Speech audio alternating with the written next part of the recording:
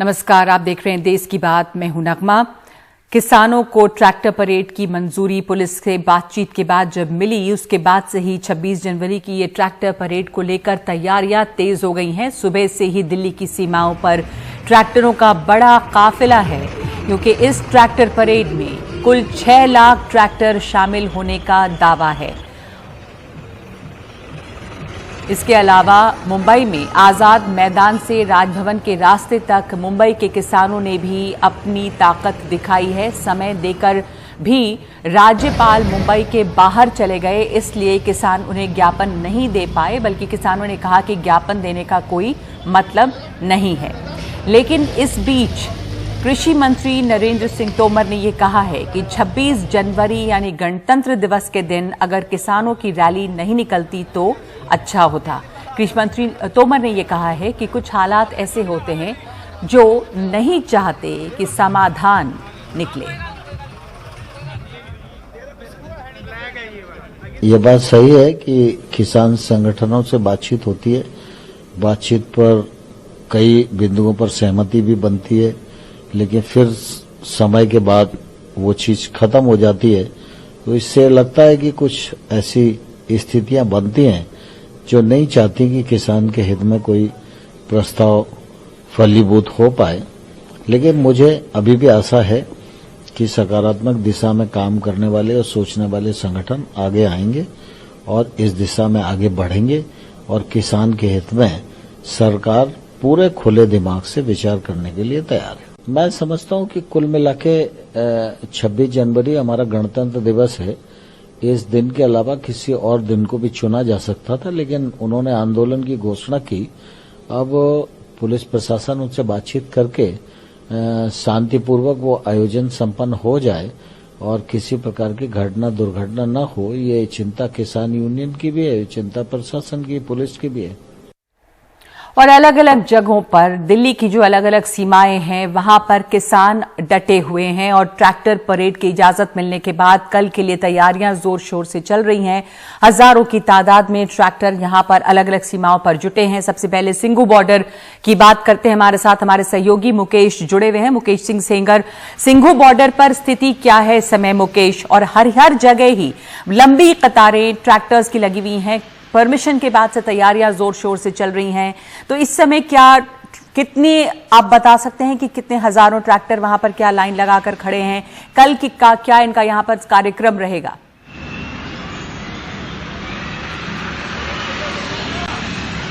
बिल्कुल, सिंघू बॉर्डर पर अभी लाखों की संख्या में लोग पहुंच गए हैं और सिंघू बॉर्डर से लेकर सोनीपत तक ट्रैक्टरों का और ट्रॉलियों का लंबा काफिला है और उम्मीद की जा रही है कि अभी और भी ट्रैक्टर पीछे से आ रहे हैं। जो सिंघू बॉर्डर है वहां से कल सुबह 10 बजे से ट्रैक्टर रैली निकलेगी, जो कि नरेला होते हुए और संजय गांधी ट्रांसपोर्ट नगर होते हुए जो हरियाणा का केएमपी है वहां पर जाएगी।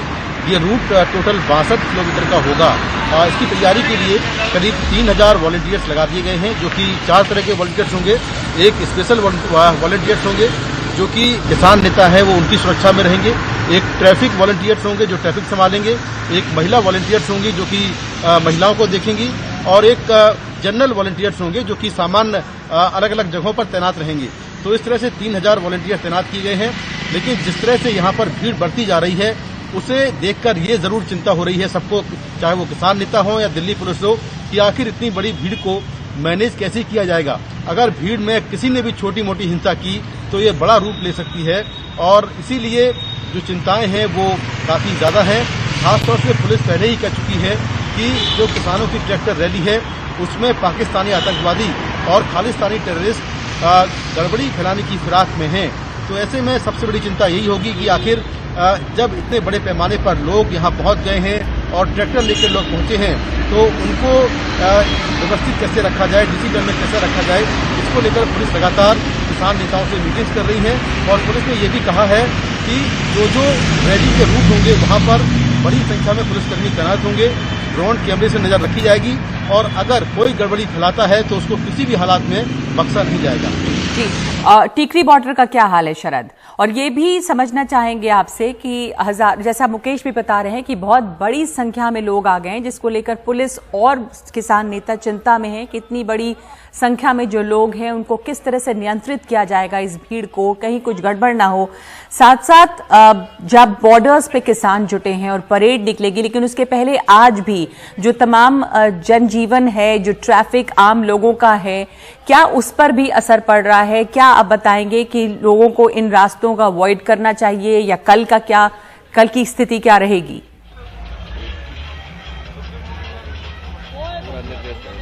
देखिए, पहले मैं दिखा दूं कि देखिए मेरे ठीक पीछे देखिए एक ट्रैक्टर आपको दिखाई दे रहा है और उस पे दोनों तरफ तिरंगे लगे हैं। कल जब दिल्ली के अंदर ये ट्रैक्टर परेड चलेगी तो जो भी ट्रैक्टर दिल्ली के अंदर किसानों का घुसेगा उस पर इसी तरह से तिरंगे लगाए जाएंगे। किसानों का कहना है कि जो तिरंगा है हमारे देश की शान है, तो कल जहां एक तरफ जवान देश के तिरंगे की शान राजपथ पे बढ़ाएगा, ठीक उसी तरह से हमारा जो किसान है, जो देश के किसान हैं, जब वो ट्रैक्टर परेड करेंगे तब वो भी देश के तिरंगे की शान इस तरह से बढ़ाएंगे।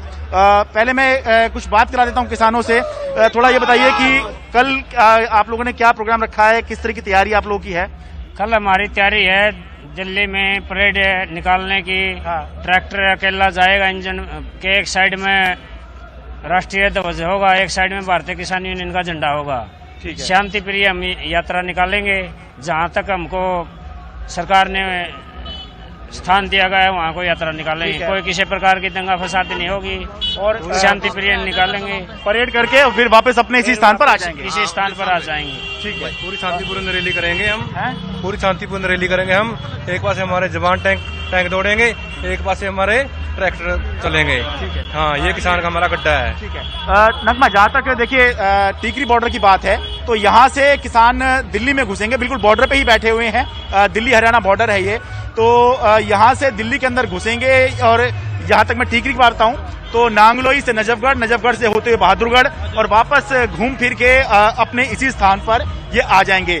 लगभग 5 घंटे का समय दिया गया है दिल्ली पुलिस की तरफ से और सबके लिए जो रूट है वो है तो काफी लंबा, लेकिन ये रूट ऐसा है कि किसान जो है वो सेंट्रल दिल्ली के अंदर जो है वो नहीं आ सकते हैं। वो लगभग बाहरी दिल्ली के इलाके में ही रहेंगे। तो जो लोग हैं, एक तो कल पहले बात है छुट्टी है, 26 जनवरी की छुट्टी है, तो बेहतर होगा कि अगर बहुत जरूरी ना हो तो जी, जैसा शरद हमें बता रहे थे, इस वक्त संपर्क टूट गया हमसे कि एक तो 26 जनवरी की कल छुट्टी है और बेहतर होगा कि अगर जरूरी ना हो तो ना निकलें, क्योंकि कई किलोमीटर लंबी होगी ये ट्रैक्टर परेड अलग अलग सीमाओं पर से, और जो बाहरी दिल्ली है वहीं पर इनका रूट है, लेकिन इसके बावजूद ट्रैफिक पर असर जरूर होगा। तो इन रास्तों को अवॉइड, इन रास्तों से बचें तो वो बेहतर रहेगा। और कल की ट्रैक्टर परेड की तैयारियां हर तरफ चल रही हैं, जोश हर तरफ है। उत्तर प्रदेश के हापुड़ से महिला किसान भी अपना ट्रैक्टर लेकर निकल पड़ी हैं।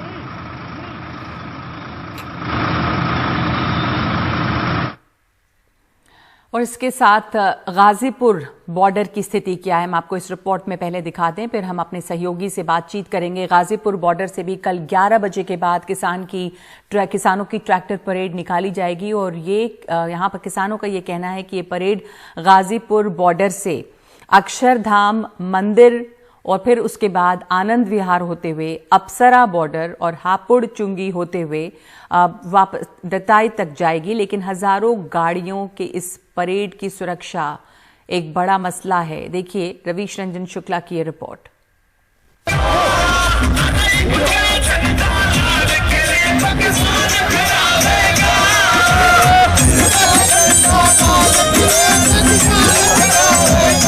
उत्तर प्रदेश और उत्तराखंड के हजारों किसानों के बीच 26 जनवरी की ट्रैक्टर परेड को लेकर खासा उत्साह है।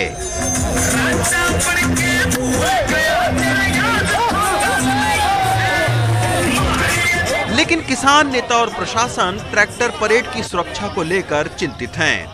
दिन और रात किसान नेताओं के साथ प्रशासन की बैठकें चल रही हैं। किसान नेता अब कह रहे हैं कि कि रूट लगभग फाइनल हो गया है।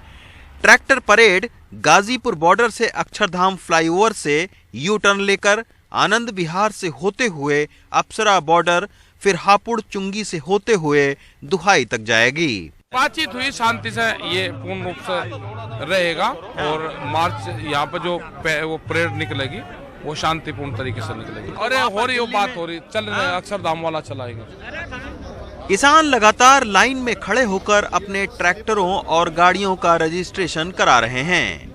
जो ट्रैक्टर हैं उनका भी बाकायदा इस तरीके की स्लिप होगी, नाम, पिता का नाम, पता, मोबाइल नंबर, ताकि बाहरी ट्रैक्टर जो है वो ना आने पाए। किसी भी तरीके का कोई इसमें शरारती तत्वों के लिए कोई जगह नहीं है। यही वजह है कि रात दिन यहाँ पर वॉर रूम में ये लोग बैठक कर रहे हैं और बाकायदा इनके जो वॉलंटियर्स हैं उनको ट्रेनिंग दी जा रही है 3-4 दिनों से लगातार कि कैसे उनको काम करना है। गाजीपुर बॉर्डर के कंट्रोल रूम में भी गहमा गहमी है। किसानों ने फिलहाल 500 से ज्यादा वॉलंटियर्स की एक टीम खड़ी की है, जिनके पास वॉकी टॉकी, मेटल डिटेक्टर से लेकर वीडियोग्राफी तक की करने की सुविधा होगी।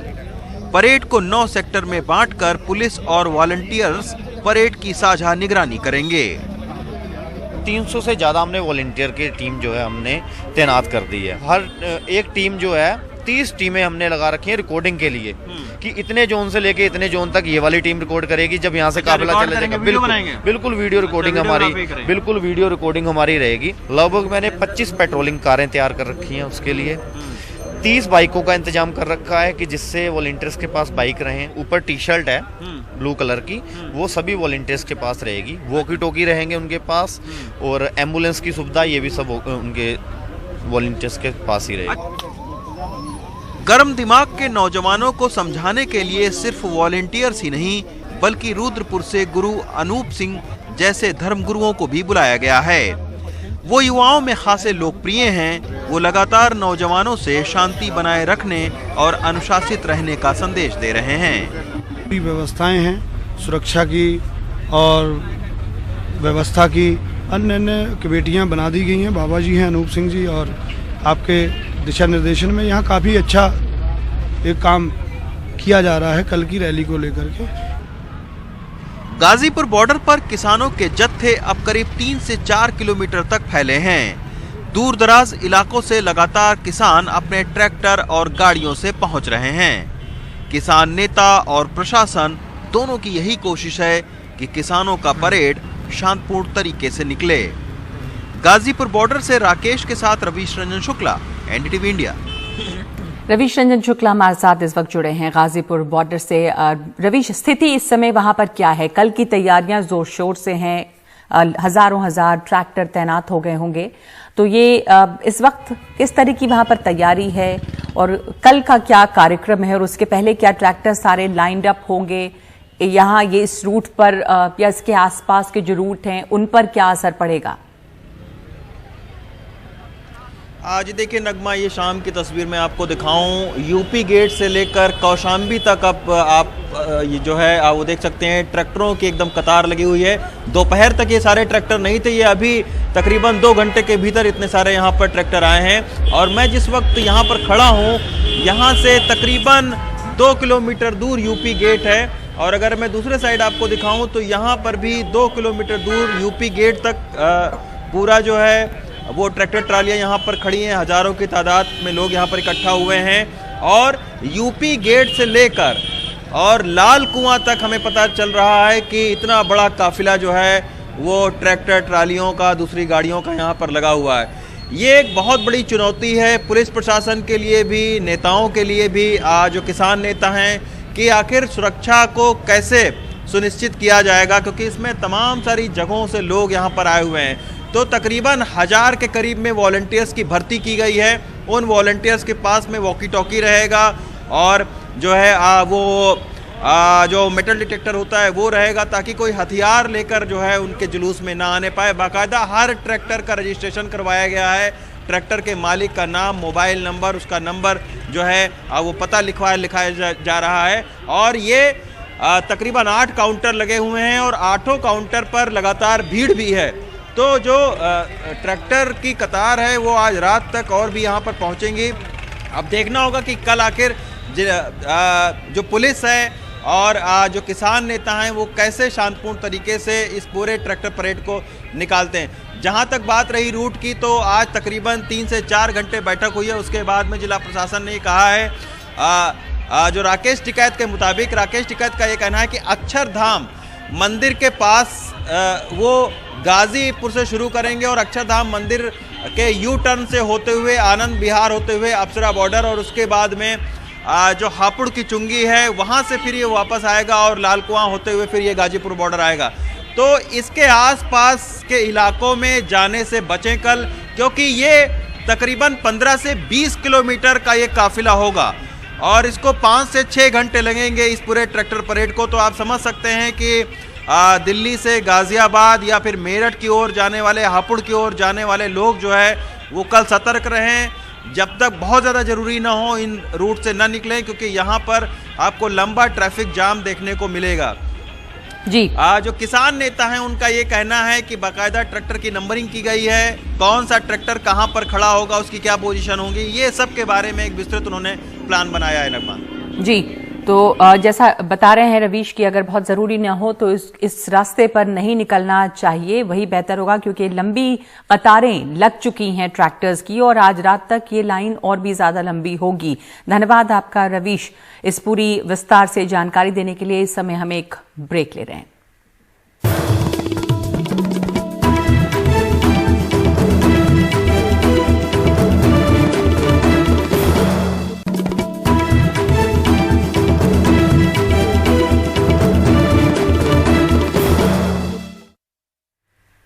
तो दिल्ली में पूरी जोर शोर से कल के परेड की तैयारी है और मुंबई, महाराष्ट्र में भी अलग अलग जिलों से मुंबई में इकट्ठा हुए हैं कल से ही किसान और आज़ाद मैदान में इकट्ठा होने के बाद उन्होंने राजभवन के रास्ते तक अपनी शक्ति दिखाई, आज अपना शक्ति प्रदर्शन किया है। वो राज्यपाल के पास जाना चाह रहे थे, राज्यपाल ने उन्हें समय भी दिया था, लेकिन ऐसी खबर आई कि राज्यपाल समय देने के बावजूद मुंबई से बाहर चले गए। तब किसानों ने कहा कि ऐसे में ज्ञापन देने का कोई मतलब नहीं रह गया है। इससे पहले एनसीपी नेता शरद पवार भी किसानों के बीच पहुंचे। हमारे साथ मौजूद हैं इस वक्त हमारे सहयोगी। सबसे पहले सोहित, आपके पास जाना चाहते हैं। आजाद मैदान में मौजूद हैं आप। अब जब ज्ञापन नहीं दे पाए किसान, क्योंकि वहां पर मौजूद नहीं थे गवर्नर, तो अब इसके आगे का क्या कार्यक्रम है और आजाद मैदान में इस समय कितनी भीड़ और क्या कार्यक्रम चल रहा है? जी देखिए, अभी जो किसान हैं वो वापस से आज़ाद मैदान आ गए हैं। इससे पहले वो आज़ाद मैदान से ही पास में जो सड़क है वहां पर जाकर उन्होंने प्रदर्शन किया था, वहां पर बैठे थे। जो राज्यपाल को ज्ञापन देने की बात है उसे लेकर दो चीजें सामने आ रही हैं। किसान नेताओं का जहां ये कहना है कि राज्यपाल उनसे मिले नहीं, वो गोवा चले गए, तो वहीं राज्यपाल की ओर से भी कहीं ना कहीं एक क्लैरिफिकेशन आया जिसमें उन्होंने कहा है कि 22 तारीख को उन्होंने एक नेता को और 24 तारीख को दूसरे नेता को बताया था कि राज्यपाल यहाँ पर उपस्थित नहीं रहेंगे। इसलिए अब दोनों तरफ से ये कहा जा रहा है, एक तरफ जहाँ कहा जा रहा है कि राज्यपाल गंभीर नहीं है, तो वहीं दूसरी ओर राज्यपाल का कहना है कि किसान नेताओं को इसके बारे में पहले ही जानकारी दे दी गई थी। लेकिन इस सबके बीच जो किसान है वो वापस आजाद मैदान आए हुए हैं। आज रात भी यहाँ पर रहेंगे। कल यहाँ पर फ्लैग होस्टिंग का कार्यक्रम भी किसानों की ओर से रखा गया है, तो किसान कल तक यहाँ पर रहने वाले हैं। दिल्ली में जिस तरह से प्रदर्शन चल रहा है उसके समर्थन में यहाँ पर किसान इकट्ठा हुए हैं। करीबन 10 से 15 हजार किसान महाराष्ट्र के 21 जिलों से पहले नासिक पहुंचे थे। नासिक से गाड़ी के जरिए वो मुंबई पहुंचे। बीच में उन्होंने पैदल यात्रा करके शक्ति प्रदर्शन किया था। आज भी पैदल यात्रा कर उन्होंने शक्ति प्रदर्शन किया और अपनी ताकत दिखाने की कोशिश की। उनकी मांगे वही है कि जो कृषि कानून है उसको रद्द किया जाए, स्वामीनाथन आयोग की जो सिफारिशें थी उसे लागू करने की मांग भी ये किसान कर रहे हैं। मंच पर आज शरद पवार भी आए हुए थे। उन्होंने भी राज्यपाल पर कहीं ना कहीं हमला बोला, कहा कि महाराष्ट्र के इतिहास में आज तक इस तरह का राज्यपाल नहीं पाया गया है, इस तरह के राज्यपाल को नहीं देखा गया है। लाखों किसान हैं, फिर भी जो राज्यपाल हैं वो यहाँ पर नहीं आ रहे हैं, उनसे मिल नहीं रहे हैं। उनको अर्नब गोस्वामी माफ कीजिएगा, उनके पास कंगना रनौत से मिलने का समय है, लेकिन किसानों से मिलने का समय उनके पास नहीं है। तो कहीं ना कहीं शरद पवार भी आक्रामक होते हुए नजर आए। फिलहाल किसान आराम कर रहे हैं। अगर इस पूरे इलाके की बात करूं, अगर दिखाने की कोशिश करूंगा, क्योंकि आजाद मैदान काफी बड़ा है, तो किसान अलग अलग जगहों पर है। कहीं चाय पानी का कार्यक्रम कर रहे हैं, कहीं ढोल बजाकर जो अपने अपने गुट में अलग अलग गांव से जो किसान आते हैं अलग अलग बैठे हुए हैं। कई जगहों पर मीडिया इंटरेक्शन भी चल रहा है, कई रीजनल चैनल्स पर शो चल रहा है, तो किसान नेता वहां पर भी पहुंचे हुए हैं। तो हर जगह पर अब किसान हैं, लेकिन वो कल तक यहीं पर रहने वाले हैं। तो उनकी जो मांगे हैं वो तो हैं ये कहा जा रहा था कि राज्य सरकार के तीनों जो पार्टियां हैं उनके नेता यहाँ पर आएंगे, लेकिन एक बार फिर से शिवसेना को लेकर सवाल उठना शुरू हो गया है, क्योंकि शिवसेना का कोई बड़ा नेता यहाँ पर नहीं आया। शिवसेना का अगर आपको याद होगा, जब कृषि कानून की बात हो रही थी तो पहले लोकसभा में उन्होंने समर्थन किया था, राज्यसभा में वो उन्होंने वॉकआउट किया था। आज पहले ये कहा जा रहा था कि उद्धव ठाकरे आएंगे, बाद में कहा गया आदित्य ठाकरे आएंगे, लेकिन कोई जिस राजनीति की बात कर रहे हैं आप सोहित, यहाँ पर राजनीति भी घुल मिल गई है। जाहिर है कि किसान आंदोलन के साथ साथ, वैसे राज्यपाल आज मिले नहीं, शरद पवार भी उसमें थे, बहुत सारे लोगों का जो डेलीगेशन गया, ऐसे लोगों का भी नाम था उसमें जो कि किसान नेता दरअसल नहीं है। लेकिन जैसे आप शिवसेना की बात कर रहे हैं कि उनमें से कोई बड़े नेता की वहां मौजूदगी नहीं थी। सुनील, इसमें जो राजनीतिक पहलू एक है वो भी बहुत हावी है, और अब किसानों ने ज्ञापन नहीं वो दे पाए, दिया नहीं क्योंकि वहां पर थे नहीं राज्यपाल। तो आपके पास क्या और जानकारी है इस किसान आंदोलन से जुड़ी भी? इतने बड़ी तादाद में किसान महाराष्ट्र के अगर अलग अलग जगहों से इकट्ठा यहां पर हो गए हैं, तो अब आगे का क्या रहेगा यहां कार्यक्रम?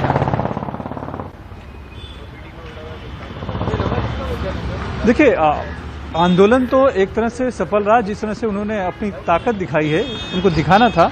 और साथ ही उनके लिए, हालांकि अगर दिल्ली के आप आंदोलन की बात करेंगे तो वहां पर राजनीतिक नेताओं को अनुमति नहीं है, लेकिन यहां पे जो किसानों का आंदोलन हुआ उसमें उन्होंने इस बात की उपलब्धि बताई कि हमारे मंच पर बीजेपी के खिलाफ बाकी सभी दलों के नेता आए और वो एक साथ एकजुट होकर एक ताकत बनकर उभरे हैं। हमारी आवाज को उन्होंने ज्यादा मजबूती दी है, और ये अच्छी बात है कि बाकी जो राजनीतिक पार्टियां हैं बीजेपी को छोड़ के, वो हमारी मांगों को समझती, हमारी मांगों को मानती हैं। ये इनका यहाँ पर तर्क है।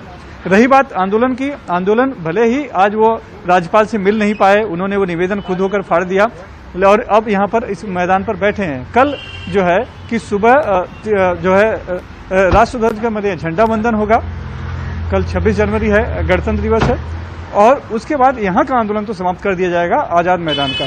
लेकिन जो उनके नेता हैं, जैसे कि अखिल भारतीय किसान सभा के डॉक्टर राहुल से मेरी बात हुई, तो उनका कहना है इसका ये मतलब नहीं कि आंदोलन समाप्त हो गया। आंदोलन पूरे महाराष्ट्र में जोर शोर से चलता रहेगा और हम अपनी उसकी मजबूती जो है, किसानों की जो आवाज है, उसे बुलंद करते रहेंगे, जो कि दिल्ली में बैठे हुए हैं। एक आंदोलन तो यहाँ पर आजाद मैदान पर चला, वहीं दूसरा एक बड़ा आंदोलन ट्रैक्टर परेड की जो बात दिल्ली में हो रही है, एक ट्रैक्टर मार्च सांगली में किया गया, जो कि स्वाभिमानी शेतकरी संगठन के राजू सेठी, जिनके पास बड़े जो किसान हैं वो उनके साथ जुड़े हुए हैं, उन्होंने वहां पर मार्च किया। दरअसल मुंबई में जो किसान आए थे वो अलग अलग जिलों से आए थे, पालघर से आए थे, नासिक से आए थे, नंदुरबार से आए थे, अलग अलग जगहों से, लेकिन ज्यादातर जो थे वो आदिवासी किसान यानी छोटे किसान, मजदूर और इस तरह के थे।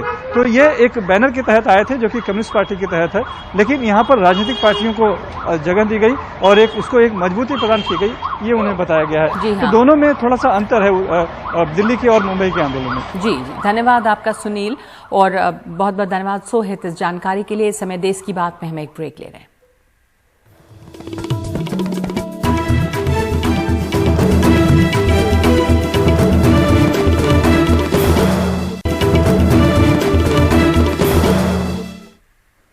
और आपको सीधे ले चलते हैं किसानों की इस समय एक प्रेस कॉन्फ्रेंस चल रही है। किसान नेता मीडिया को संबोधित कर रहे हैं। 8 बजे हम इकट्ठे होंगे, लीडर्स को कहा है। उसके बाद सारा थोड़ा मैनेज करने के लिए समय लगेगा। 10 बजे के करीब हम वहां से हम चलेंगे और वही सारी जो सुविधाएं हैं वहाँ वो सबको प्रदान कर दी जाएंगी। मीडिया कमेटी आपकी जो है बता, मीडिया कमेटी नंबर उसकी रिलीज, मीडिया कमेटी जो कौन ने इतने है, कोई मीडिया कमेटी है नहीं। एक मीडिया कमेटी है जिसको अभी हम आपके व्हाट्सएप ग्रुप पे 15-20 मिनट में डाल देंगे। वो कमेटी रूट पे और एक तो ओवरऑल आपको मदद करेगी और हर जगह पे सभी 8-9 जगह पे एक मीडिया इंचार्ज होगा जो कि आपकी मदद करेगा। तो वो सब आपको हम आधे घंटे 1 घंटे के अंदर रिलीज कर देंगे। इसके साथ यानी हमने कंट्रोल रूम बनाया है, वहाँ मिस्ड कॉल का भी है। जो हो गया अभी वो हम प्रेस का जो है उसमें भी डालेंगे, इंडिविजुअली भी भेजेंगे आधे 1 घंटे में। फोन नंबर है, helpline number, missed call number और मीडिया कमेटी सभी को भेजेंगे। एक मिनट रूट का हम एक पॉइंट बता देंगे, कब तक जो देखने वाले होंगे वो वहाँ आ जाएंगे। पूरा पॉइंट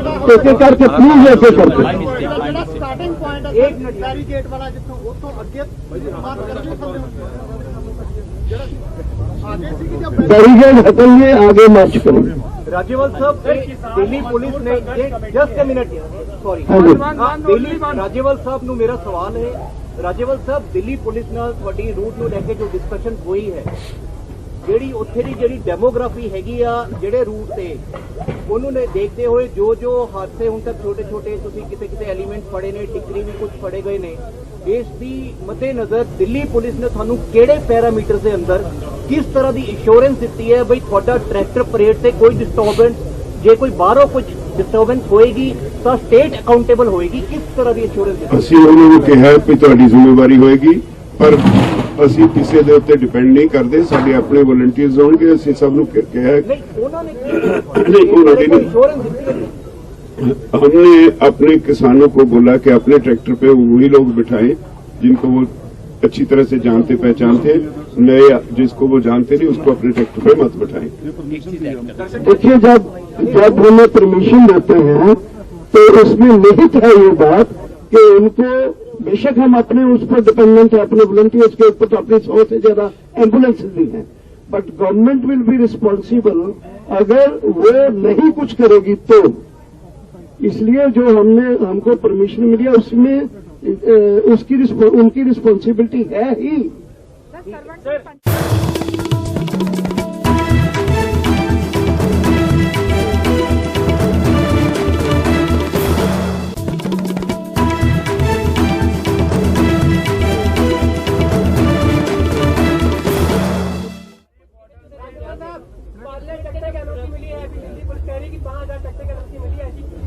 क्या नहीं अनलिमिटेड है, ऐसी कोई बात नहीं। क्या सभी लोग एक बार कह लिया कि पहला ट्रैक्टर चलेगा, जो लास्ट ट्रैक्टर अभी करनाल में भी है वो भी चक्कर लगाएगा।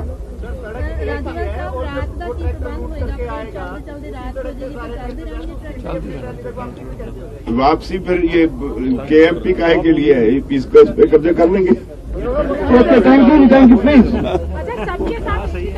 और आप सबसे भी रिक्वेस्ट है कि प्लीज कोऑपरेट कीजिएगा।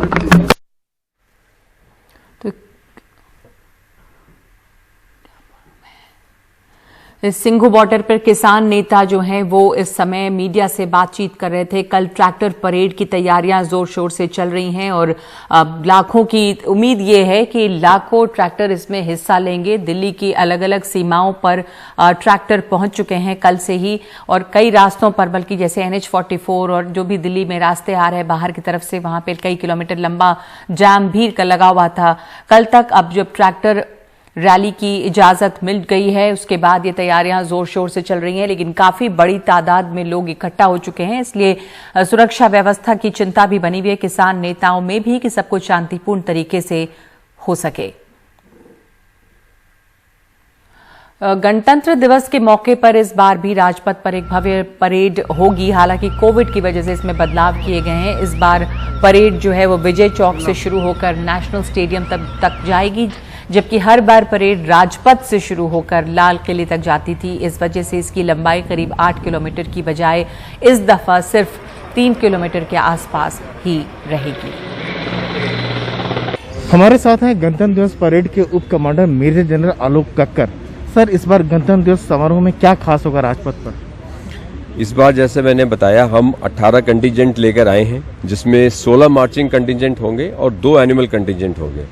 ये कंटिजेंट्स में इंडियन आर्मी के कंटिजेंट होंगे 6, Indian navy, Indian air force, central paramilitary forces, NCC के बच्चे, बॉयज एंड गर्ल्स और एनएसएस के मार्चिंग कंटिजेंट्स होंगे, और दिल्ली पुलिस का भी। और जो एनिमल कंटिजेंट्स हैं वो होंगे 61 कैवलरी के, जो घोड़े पर होंगे, और बीएसएफ का कंटिजेंट 2 कैमल, ऊंट पर होगा। तो 18 कंटिजेंट हिस्सा ले रहे हैं, जो कि हमने कंटिजेंट्स में कोई कमी नहीं की है कोविड के चलते हुए भी। झांकी भी बढ़ गई इस बार? झांकियां भी बढ़ी हैं, और आपको अच्छी विभिन्न राज्यों की और विभागों की, दोनों की आपको झांकियां देखने को मिलेंगी। हथियार पर इस बार कौन कौन से हथियार हैं सर? इस बार जो हथियार दिखाए जा रहे हैं वो है T-90 Bhishma tank, BMP-2 infantry combat vehicle, BrahMos missile system, upgraded शिल्का weapon system, ये सारी चीज दिखाई जाएंगी आपको। रफाल भी पहली बार राजपथ पर फ्लाई करेगा? हाँ बिल्कुल, रफाल फ्लाई करेगा और जो लास्ट एयरफोर्स का फ्लाई पास्ट का मनूवर है वर्टिकल चाल रही, वो भी रफाल ही करेगा। तो ठंड की वजह से, कोरोना की वजह से क्या क्या बदलाव किए गए? ठंड भी काफी है इस पर। कोरोना के चलते हुए एक तो परेड जो पहले लाल किले तक जाती थी अब नेशनल स्टेडियम पर समाप्त हो जाएगी, एक वो बदलाव लाया है। दूसरा है कि एक कंटिंजेंट में पहले 144 सैनिक हिस्सा लेते थे, अब उसको घटाकर हमने 96 कर दिया है ताकि सोशल डिस्टेंसिंग रख सकें और 12 रोज और 8 कॉलम में सभी कंटिंजेंट हिस्सा लेंगे। एक अंतिम सवाल की देश की सैन्य शक्ति दिखाई जा रही है, क्या संदेश यहाँ से दिया जा रहा है राजपथ से सर? राजपथ से यही संदेश दिया जा रहा है कि हमारी सेना सक्षम है और प्रबल है। Strong and capable Indian army is the message that we are sending. तो जाहिर सी बात है कि गणतंत्र दिवस के मौके पर राजपथ पर सीधा संदेश है कि सेना पर देशवासी भरोसा कर सकते हैं। नई दिल्ली से राजीव रंजन, एनडीटीवी इंडिया।